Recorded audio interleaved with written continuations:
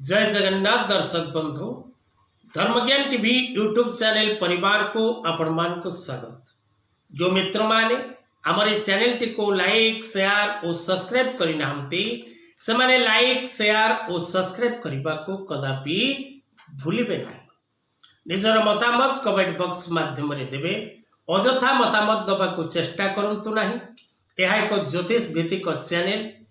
आपणकर जदि पर्सनाल कौन प्रकार ज्योतिष टिप्स बा ज्योतिष विषय रे बा वास्तु विषय रे बा धर्म विषय रे जानिबार अछि तेबे कॉल करंतु बा मेसेज करंतु। अन्यथा आलतू फालतू मेसेज करी निजर समय एवं अन्यर समय नष्ट करने को चेष्टा करंतु नाही। दर्शक बंधु आज ये कार्यक्रम माध्यम रे आमे आलोचना करिबा मे 31 वृष राशि को बुधंकर चलन 14 जून 2024 पर्यंत वृष राशि रे अवस्थान करिवे युवराज ग्रह बुध। बुध ग्रह वाणीर ग्रह, ज्ञानर ग्रह, बुद्धिर ग्रह एवं व्यक्ति विशेष को उत्तम परामर्श प्रदान करिबा ग्रह।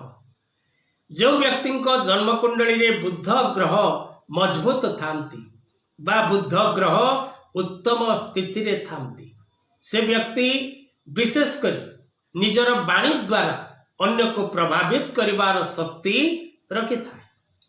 बुध बुद्धिर कारक, बुध वाणिज्य कारक, बुध लेखन कारक, बुध प्रकाशक कारक, बुध विद्या कारक, बुध बुद्धि कारक, बुध युवराज ग्रह मनुष्यर वचन व्यवहार कारक ग्रह मध्य बुध।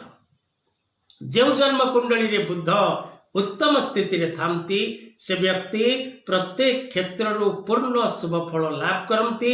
एथिरे कोनोसी संदेह नहीं।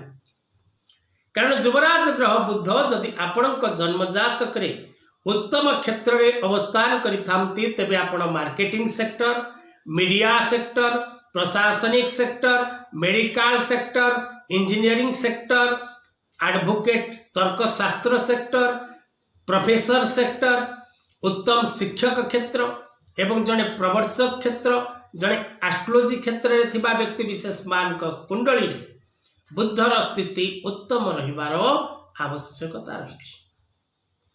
जो पिला माने सब पाठ पढ़ुचंती से मानकर जन्म कुंडली रे जदि बुध ग्रह उत्तम स्थान रे थांती तेबे से मानकर विद्या बुद्धि रे उन्नति होबा निश्चित अटे।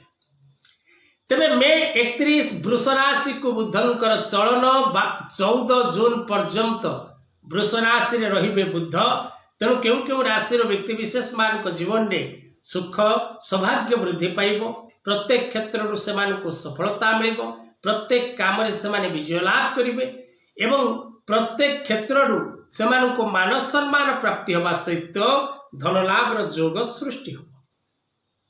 तबे दर्शक बंधु जो माने निज जन्म जातक विचार करबा पई चाहुचंती बा निज पिला मानकर भूत भविष्य वर्तमान जानिबा को चाहुचंती बा निजर नुआ घर कंडे निर्माण करबा पई भूमि परीक्षा करबा को चाहुचंती बा आपण निजर वास्तु को विजिट करबा पई चाहुचंती, निजर ऑफिस विजिट करबा पई चाहुचंती, निजर व्यवसाय क्षेत्र विजिट करबा पई चाहुचंती तबे तळे दे जेथिबा नंबर रे जोगाजोग करबा को भूलंतु नहीं।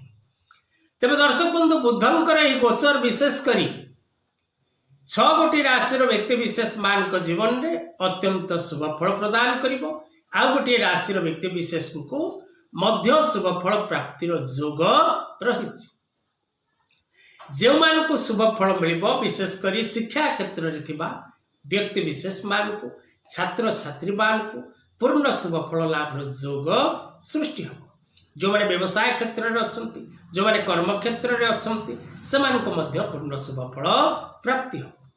तेणु बुधंकर एही गोचर द्वारा दर्शक बंधु विशेष करी मेष राशि, धनु राशि, तुला राशि, कर्कट राशि, मिथुन राशि, सिंह राशि और कन्या राशि ए 7टी राशि रो व्यक्ति विशेष मान को बुध ग्रहंकर चलन बा बुध ग्रहंकर राशि परिवर्तन अत्यंत शुभ फल प्रदान करिवो। अन्य 5 गोटी राशि व्यक्ति विशेष मान बुद्धंकर ही गोचर प्रायतः पूर्ण शुभकारक नुहे। बुद्ध ग्रह जदि आपणकर जन्म कुंडली रे उत्तम स्थान रे थांती तेबे आपण को निश्चित भाव रे उत्तम फल प्राप्ति होता है। बुद्ध ग्रह को मजबूत करबा पई आपण विशेष करी गोटा मुग अन्य को दान करंतु, सबुज पनीपरिबा अन्य को दान करंतु, महिला मानू शौखिनी सामग्री एवं मिठा खाइबा को दियंतु। बुद्ध को मजबूत करबा पई आपण पान्ना रत्न धारण करंतु। बुद्ध को मजबूत करबा पई आपण त्रिपुरा सुंदरी जंत्र कवच धारण करंतु। बुद्ध को मजबूत करबा पई आपण विशेष करी सबुज रंग व्यवहार करंतु। बुधवार व्रत रखंतु एवं प्रत्येक दिन ओम बम बुद्धाय नमः मंत्र पाठ करंतु। नारायणकर जप ध्यान स्तोत्र पाठ करंतु एवं किन्नर मान को निज सक्षम अनुसार साहाय्य करने को भूलंतु नहीं। आज कथा